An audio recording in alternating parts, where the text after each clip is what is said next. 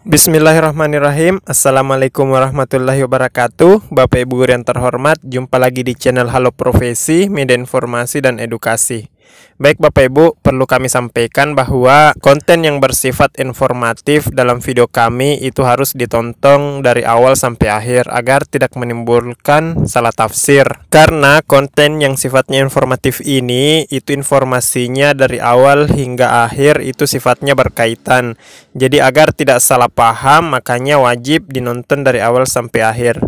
Nah, Bapak Ibu, kemarin banyak info yang beredar baik di media online ataupun offline terkait rapelan gaji P3K. Jadi kemarin banyak di YouTube beredar bahwa gaji P3K itu akan dirapel mulai Januari hingga Desember, kemudian menerima tunjangan hari raya dan gaji ke-13.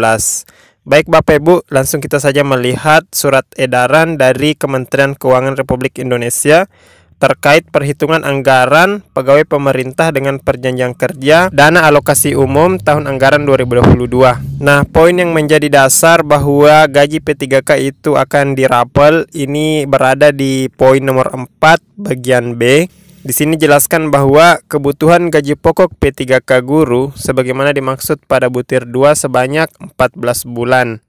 Termasuk gaji tunjangan hari raya dan kebijakan gaji ke-13 dengan asumsi bahwa penggajian P3K guru dimaksud pada tahun 2022 dimulai sejak bulan Januari 2022.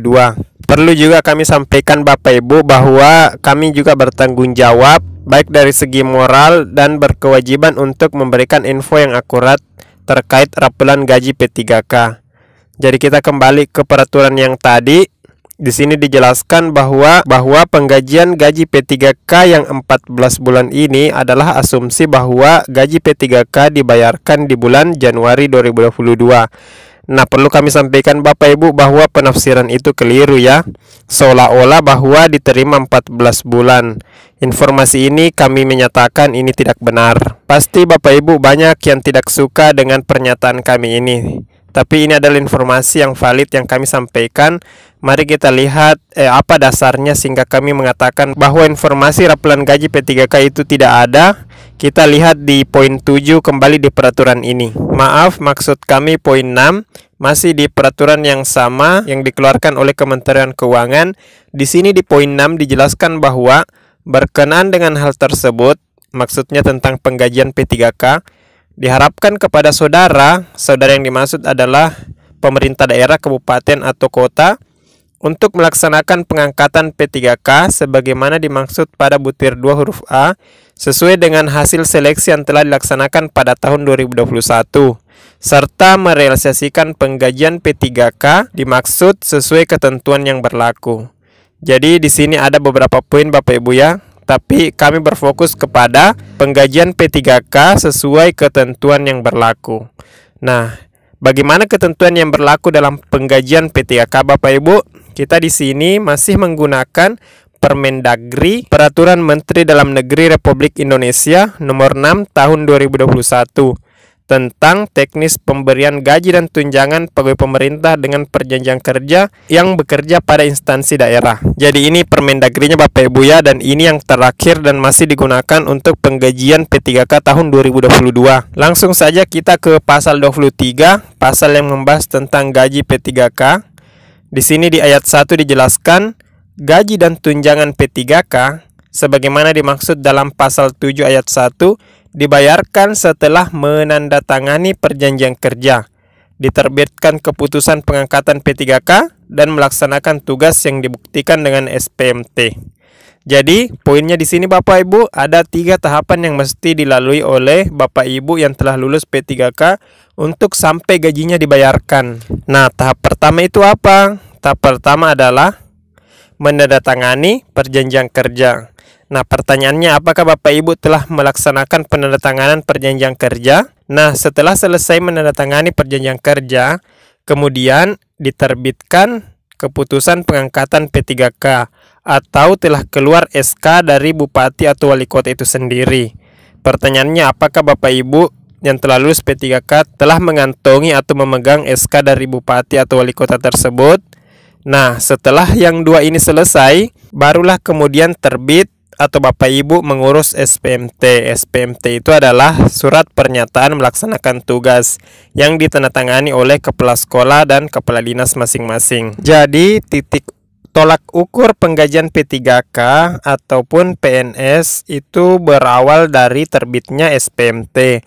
Nah, jika Bapak Ibu telah membuat atau menandatangani SPMT di awal bulan, berarti Bapak Ibu akan menerima gaji di bulan tersebut. Tapi ketika Bapak Ibu menandatangani SPMT itu di pertengahan bulan atau di akhir bulan, berarti Bapak Ibu akan menerima penggajian di bulan berikutnya. Nah, pertanyaannya, jadi kira-kira kapan gaji P3K ini dibayarkan? Nah, saat ini masih berlangsung verifikasi berkas di BKD. Nah, dokumen usul ini dari BKD akan dibawa ke BKN. Dan berkas-berkasnya ini cukup banyak Bapak Ibu ya.